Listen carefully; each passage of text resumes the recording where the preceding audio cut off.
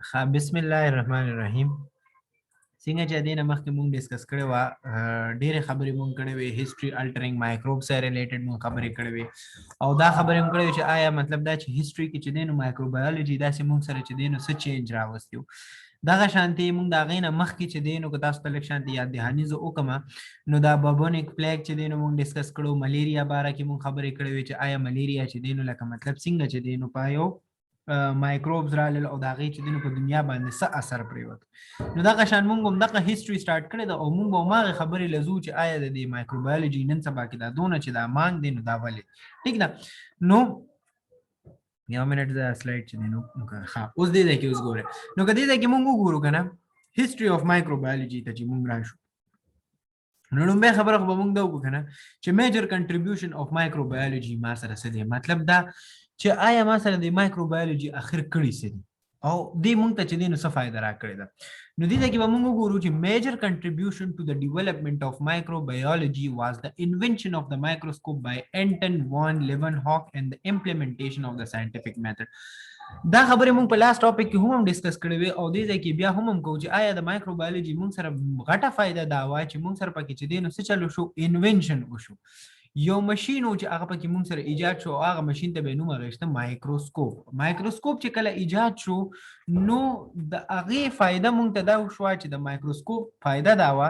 چې کم چې دا واړه واړه ارګانیزم دي نو دا مونږ ته په نظر باندې ښکاره شو. هسې که تاسو وګورئ نو مونږ ته په نیکډ آی باندې په نیکډ آی کم چې زمونږ د عام سترګې دي نو په دې باندې خو چې دی نو ماته دا واړو خشرات یا دا څونه چې هر څه دي مایکرو ارګانیزم دي نو دا ماته په نظر نه راځي، خو چې بیا کله مایکروسکوپ جوړ شو نو د هغې د وجې چې دی نو ماته دا څونه چې دا مایکرو ارګانیزم وغیره دا ټول ښکاره شو. ټیک ده. نو همدغه خبره به مونږ کوو نن ریلیټډ ټو دی مایکروبیولوژي سره ریلیټډ. ښه اوس دې ځای کې خبره دا ده که نه چې هسټري آف مایکروبیولوژي که مونږ وګورو نو په دې کې چې دی نو بیا څه تیریز وغیره او څه لاز وغیره که نه څه اصول وغیره جوړ شو. نو دې ځای کې که مونږ وګورو نو contrasting theory about the origin of microbes led to the experiment which greatly impacted the methodologies of microbiology. مطلب دا چې داسې څه origin وغیره چې کوم د مایکروبیولوژي او د مایکروبز وغیره شوی و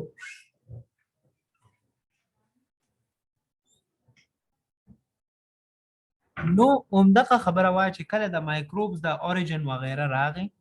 ٹھیک ده نو چې کله مونږ ته پته ولګي چې یاره داسې مایکروبز وغیره هم پریزنټ دي، داسې مایکرو ارګانیزم هم پریزنټ دي، نو د هغې د وجې مونږ ایکسپیریمنټس وکړل چې یاره دا مایکروبز په رښتیا باندې هم شته او که نه دا هسې چې دی نو ګپ دی. ٹھیک ده.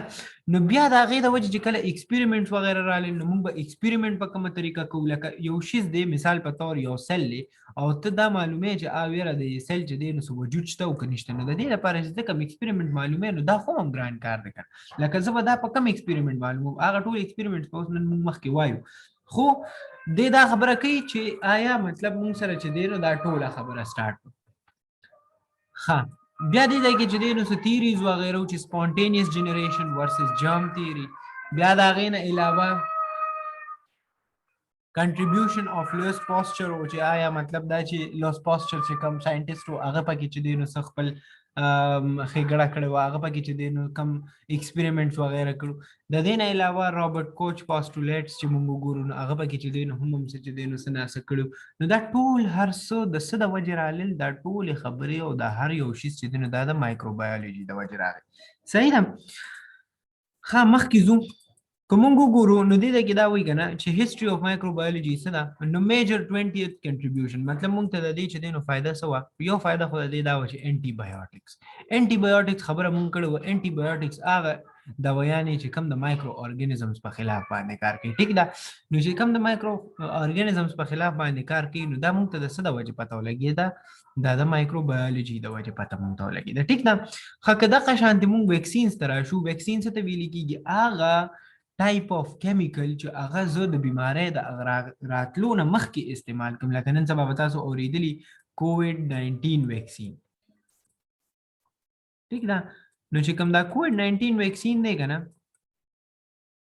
کووډ 19 ویکسین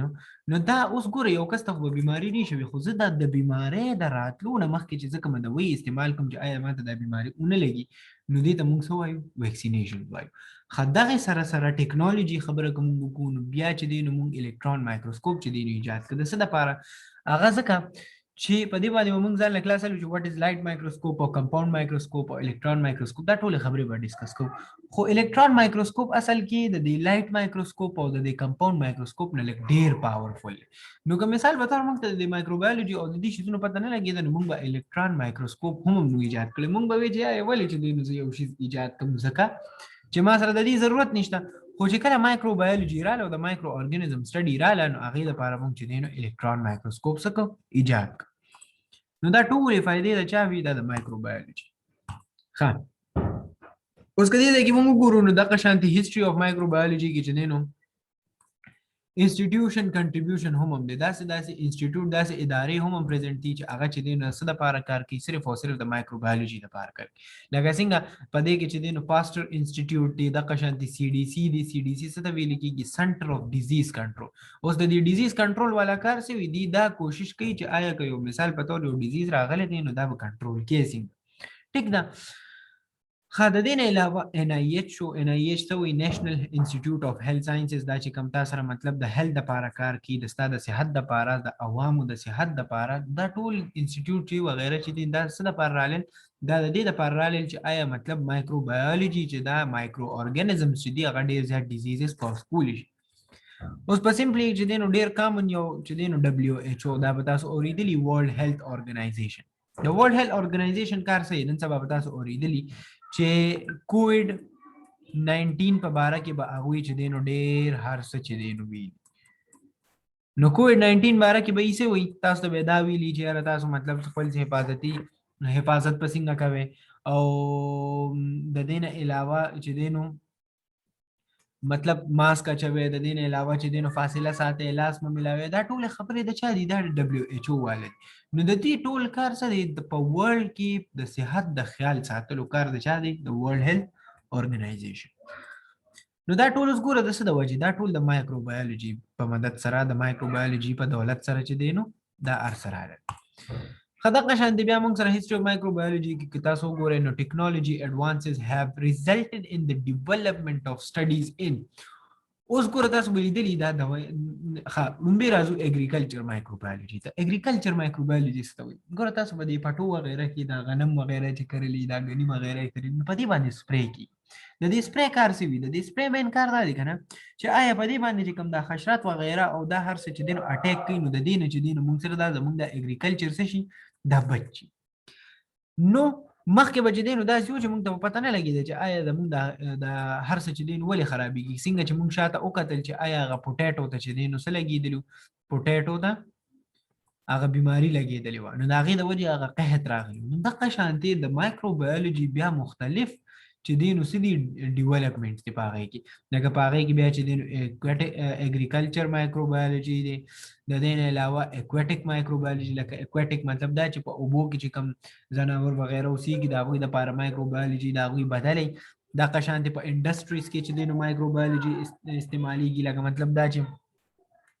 دا ستا چې کوم مطلب خوراکونه تیاریږي په دې کې هم چې دینو مایکروبیولوژي استعمالي دغه شانتې میډیکل مایکروبیولوژي سپیس مایکروبیولوژي انوایرمنټل مایکروبیولوژي نو ګوره لکه که دې کې اوس موږ د دې میډیکل مایکروبیولوژي خبره وکړو نن سبا کې تاسو سره چې دینو کم یو وایرس دی چې هغه ډېر زیات مشهور دی کووډ 19 دی که نه نو د دې کووډ 19 کار څه دی مطلب دا چې هغه خلک بیماري نو دا موږ په څه کې راځي د هیومن سره ریلیټډ دی نو دا میډیکل مایکروبیولوژي کې راځي چې آیا دا سره مطلب مایکروبیولوژي چې هغه ریلیټډ د څه سره هغه ریلیټډ دی د میډیکل سره د هیومن سره د انیملز د بیمارۍ سره نو دې ته موږ څه وایو میډیکل مایکروبیولوژي دغه شان د سپیس مایکروبیولوژي انوایرمنټل مایکروبیولوژي مطلب ستا چې په انوایرمنټ کې ستا په دا چې اراوند چې ستا کم انوایرمنټ دی په دې کې چې دی نو کم مایکرو ارګانیزم داسې پریزنټ دي او د دوی کار څه دی ټیک نه ها بیا زو مخکې اوس راځو نننی چې کوم زموږ ټاپک دی ټیک نه ها الریډي چې دینو انټن وون لیون هاک چې دینو موږ ډسکس کړو چې آیا د څه کړو د چې دینو یو مایکروسکوپ چې دینو ایجاد کړو په هغې کې چې دینو د څه لیدلو ها اوس دې ځای کې ګوره پس 1684 کې څه چل شو دا یو ډچ لینز میکر مطلب ډچ یو اصل کې یو ملک دی او لینز میکر مطلب دا چې ډبل لینز جوړول که تاسو نن سبا وګورئ په دې موبایل کې د دې کیمرا د پاره دغه شان دی که مثال په تور موږ وګورو په دې دغه کې هم چې دی نو دا لینزز وغیرہ استعمالیږي د څه لپاره چې آیا موږ سره دا چې کوم تصویر دی دا ډیر زیات صفای شي ټیک ده ها دا کس چې کوم کنه he was the first person to see and describe living microbes دا په ام سی کیوز کې تاسو نه هم تاسو کولی شئ او اسم تاسو نه یو کس تاسو کولی شئ چې آیا د مایکرو ارګانیزمز چې کوم او نو دا لومبي چالي دی نو دا لومبي چې کوم کس نو هغه چې کوم living microbes لیدلی وکنه microbes واس پیژنې کا نو هغه چې کوم لومبي مایکروب چالي دی نو هغه لیونهوک ٹھیک نه ها د لپاره د کوم یو مایکروسکوپ استعمال کړو سمپل مایکروسکوپ او دا غي میګنیفیکیشن سونو 70 نواله 250 ایکس پورې یو ګوره میګنیفیکیشن وی میګنیفیکیشن دی ته وی چې یو لینز یا یو مثال په تور مونږ وایو چې آی یو کیمرا دا یا هر څه چې دی نو هغه مونږ سره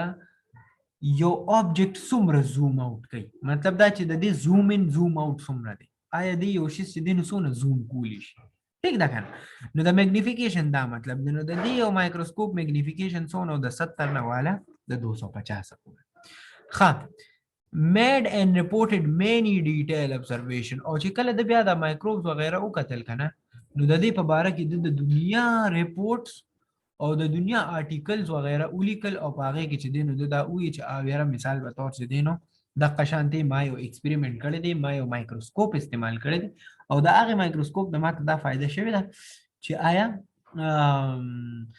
مطلب ما چې دینو د قشانتي حشرات لیدلو د قشانتي ارګانیزم لیدلو چې ډیر زیات واړه دي په نظر باندې ناراضي خو ما په مایکروسکوپ باندې وکتل خو هغه هغه لیوینګ مایکروبز مطلب دا چې دا هغه موږ سره ژوند دي ٹھیک ده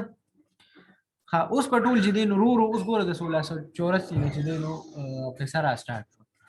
او د 1684 نه چې کله قصه را سٹارټ شو نو دا غینه پس چې دینو موږ سره سو شو دا غینه پس چې دینو موږ مخ کې روزو اوس په چې دینو نږدې زمانه ته برازو او په دې کې به دا ګورو چې آی موږ سره کم ایکسپریمنټس وغیرہ شوي ٹھیک ده ها کوس اریسټوټل په باره کې مون خبرو غو ګور اریسټوټل هم چې دینو د دې په باره کې مخکې خبره کړو او ډیره مخکې خبره کړو کم از کم 400 BC کې هغه دا خبره کړو او هغه د دې په مطلب د دې په حق کې او هغه هم دا خبره کوله چې هر موږ سره چې دینو داسې ارګانیزمز پریزنټ دي چې هغه خپل گروث کوي او خپل اساس چې دینو ډیر زیات واړه دي او گروث کوي ها اوس اریسټوټل څوک Aristotle, philosopher and early naturalist, made detailed observation of the nature. هغه ګوره د مخکې چې کوم خلک وو هغه به چې دینو اسټروناټس په مو هغوی ته به فزیکس هم ورتلو میتھس په مو ورتلو هغوی به بایوم سټډي کوله نو دغه شان د اریسټوټل چې نو د به نیچر سټډي کو د به د انوایرنمنت او د دې په باره کې هم سټډي کول نو د څه ویلو د یو خبره کړو دا خبره کړو چې concluded that aphids, flies, fleas and even mice could spontaneously form from other organic substrate د ګوره دا خبره کړو چې آیا موږ سره چې کوم other organic substrate دي کنه نو دا هغه نه چې دا موږ سره د سونه د حشرات وغیرہ دي کنه دا په خپل جوړي دا یو خبره کړو ټیک دا خدا ډیره مخکې دا یو خبره پیش کړو اوس د دې خبرې په مخکې بچ دي نو چې آیا دا خبره ولې کړو او سو ایکسپریمنت د دې وروته ګوره نو بیا جابلټ چې کومو هغه یو ایکسپریمنت وکړ هغه جابلټ څنګه ایکسپریمنت وکړ 1710 کې چې دی هغه د دې خبرې خلاف و دا کوم چې اریسټوټل لا خبره کړو کنه چې د ارګانیک سبستانسز نه بچی دي نو تاسو سره څه جوړیږي دا حشرات وغیرہ جوړي ټیک ده اوس دا جابلټ چې دا سوکو دا فرنچ میتھمیټیشن boiled hair infusion open container become cloudy د څه چالو کو د چې دی یو boil راواغشتو او پاغې کې چې دینو دا انفیوژن چې کومو ده سکو د بوایل کا مطلب د اویا شو اور لاندې چې دینو کې خو ټیک ده خود څه چلو کو د پاغې باندې سر وغیرہ په دې کنټینر باندې چې دینو کې نه خو لکه یو څه چلو کو یو انکورډ کو یو باندې سر نو یې او بل باندې سر کې خو نو دی دا وی کنه چې کوم دا تاسو سره چې اوپن کنټینر هغه څه شو هغه کلاودي شو مطلب دا چې دا یو یادې دا یو ٹھیک ده او چې کوم تاسو سره سیل کنټینر وکنه وي هغه ریمین کلیر مطلب دا چې هغه باندې چې دینو سناسو چې نو شوی ځکه چې خو د پاسه نه بندو نو دا خبره وکړه دې خبرې نه دا راوسته چې urge that contamination come from outside of the container مطلب دا وی چې کم باندې چې ما سر نو خینو هغه بویل ته چې دینو سره حلل هغه بویل ته د بار نه چې دینو غند بلا حلل نو ځکه چې دینو په دې کې دا ټولرز دا ډست وغیرہ دا وره دا مایکروبز وغیرہ پکې گروث خو چې نه په دې به کم یو باندې ما کور ایخو کنه نو په دې باندې تاسو سره گروث ونشو ځکه چې هغه ته د بار نه سرانه نه ټیک ده نو دا خبره وکړه ها اوس راځو ته جون نیډم ته دغه خبره کړو د هم په سپورټ په 1745 کې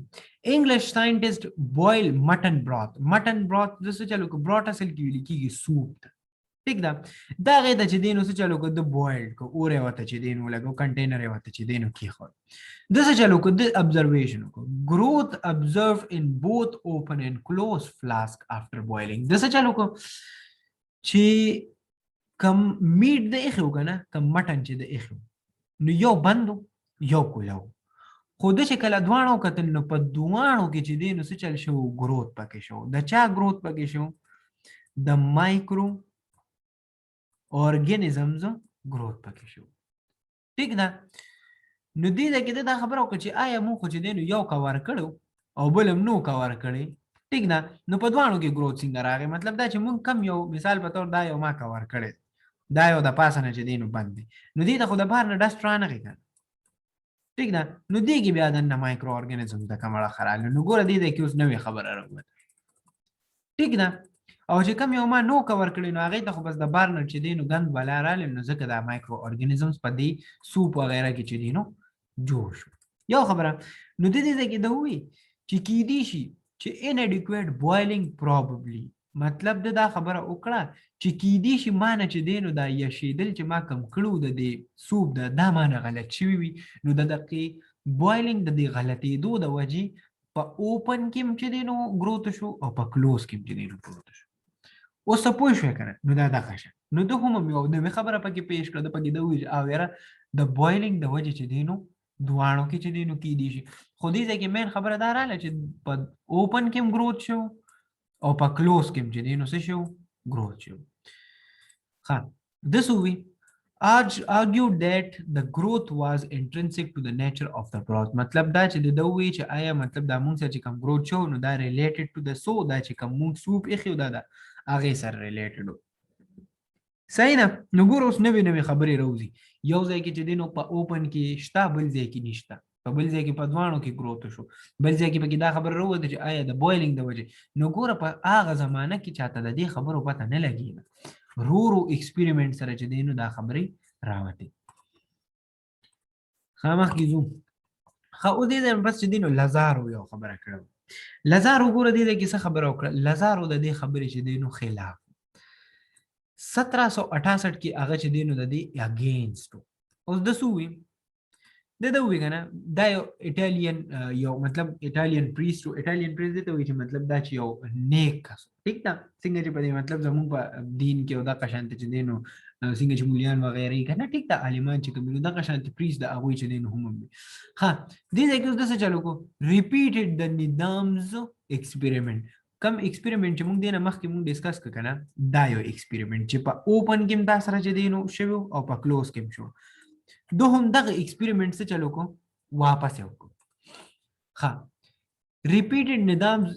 experiment boiled sealed flask no growth in the flask until open دسه چلو کو هغه خو یو اوپن او یو کلوز یې یو کنه ٹھیک ده د دوانه فلاسکونه څه چلو کو وانه باندې چې د دوانه بند کړل د دوانو بندېدو د وجې چې دینو مطلب هغه د بویل کړل او چې بویل کړل نو په هغه کې یو کم چې دینو سو گروث ونه شو چې کله کولا وکړل او دا سیلې ته نه دا یو سیل چې دته نه لري کوم نو بیا به گروث پیدا شو لکه دا وګوره ټیک ده نو دا خبره وکړه د نه بل خبره راوېسته د دوی چې argue that the Needham must have contaminated his flask when closing it. د پکې څه خبره وکړه د دوی چې الته خو تاسو چې دینو کنټینر چې دینو بند کړو خو کې دي چې تاسو دا کنټینر چې کومو دا د دننه ګنده پاتې شو نو د دې د وجه چې کاغه بندم نو په هغه کې چې دینو گروث وشو کدا تا صفا چې دینو صفا فلاسک تراغشتو صفا کنټینر دراغشتو په هغه کې دننه ګند نو او هغه بالکل سټیرایل بند کړو کنه نو په هغه کې بدننه گروث دا پکې نه کی ٹھیک ده نو چې د کله دا ایکسپریمنټ وکړو د سو کړل د پکې اړو گروث نه لیدل د پکې اړو مایکروبس پیدا نه کړ نو د دې خبره نه دارو وستا چې کی دی شي نظام چې کوم فلاسک استعمال کړو کنه هغه کنټامینیټډ او کنټامینیټډ ویل کېږي چې مخکې نه ګنداو زکه پاږي چې دینو سو شو پاږي کې گروث شو ٹھیک ده نو زګور ورو نوې نوې ایکسپریمنټ چې دینو په دې کې روزي او نوې نوې خبرې چې دینو په دې کې روزي صحیح نه ښه بیا چې دینو فرانس خبره وکړه فرانس دا وی کنه په 1836 کې هغه د دې خبرې خلاف اوس دی وی کنه we after Priestley discovered oxygen مطلب دا کنه چې دا دینه مخکې چې کوم مونږ سره ایکسپریمنټ شو نو هغه څه چلو کو هغه دا معلوم کړ چې آیا مونږ چې دا کمسا وغیرہ خلنو په دې کې د اکسیجن لاس دی ٹھیک دا مطلب دا چې دا مایکروبز وغیرہ په دې مایکروبز کې مونږ داسې وایو یو ته ویل کېږي اکسیجن ایروبیک او انیروبیک ایروبیک دی ته وایي چې کم په اکسیجن کې چې دینو مطلب پایل کېږي او یو انیروبیک چې هغه په اکسیجن کې چې دینو نه پایل کېږي ټیک ده نو چې دا کله دا معلوم کړ چې آیا په دې نیچر کې په دې دنیا کې اکسیجن هم پریزنٹ دی نو دا دې سره علل unheated gases pass through concentrated acid or base solution no growth observed in boiled broth media the so-called the obel car the unheated gases واغشتل او هغه pass through concentrated acid and base solution هغه د acid او د base solution نه سکړل هغه pass کړل چې کله هغه pass کړل نو د دوی چې آیا په دې بوایل کې چې ما کوم observation کاته چې آیا په دې سوپ کې بدننه چې دینو سکیږي growth په پکې کېږي نو د پکې اس growth ونه نو د بیاغه خبره غلطه کړه چې آیا مطلب دا چې ضرور خو نه ده چې کنټامینیټډ خبره پکې راشي ٹھیک ده نو یو به په سپورټ کې راتلو بل به په اگینست کې راتلو ښه دې نه مخکې ځو ښه بیا دې کې چې دینو تیودور شوان څه خبره وکړه اوس ګوره مونږ ورو چې دینو رانږدې کېږو زمونږ سدی ته چې دینو رانږدې کېږو نو په 1836 کې هغه هم خلاف و دا مونږ سره څوک دا یو جرمن فزیولوجست best known for the work with nerve tissue د څه د لپاره مشهور د nerve tissues د لپاره مشهور مطلب دا چې دی په دغه کې مشهور چې آیا دی چې د nerve tissues او په د nervous system باندې ډیر خپوي ها heated incoming gas د څه چلو کو د دا ذکر وکړه کنه چې لکه مثال په تور دا ټول بروتس وغیرہ دي کنه سوپ وغیرہ نه دي ته څه چل کوي دي ته هیټ ور پری ٹھیک ده هیټ چې دینو وته ور پرې خو او هغه هیټ سو هغه مونږ سره مطلب دا چې انکمینګ ګیس هیټډ انکمینګ ګیس مطلب دا چې هغه ګیس چې کوم هغه هیټ شو هغه انکمینګ ګیس ټیک دا نو د هم د وی چې ارا نو گروث ابزورب ان د بوایل بروث میډیا مطلب دا چې دینه مخکې هم هغه بل خبره وکړه چې آیا موږ د ګیسز ور پرې خو دل هغه ان هیټډ مطلب ګرم شوی نو او دا سو دا هیټډ انکمینګ ګیس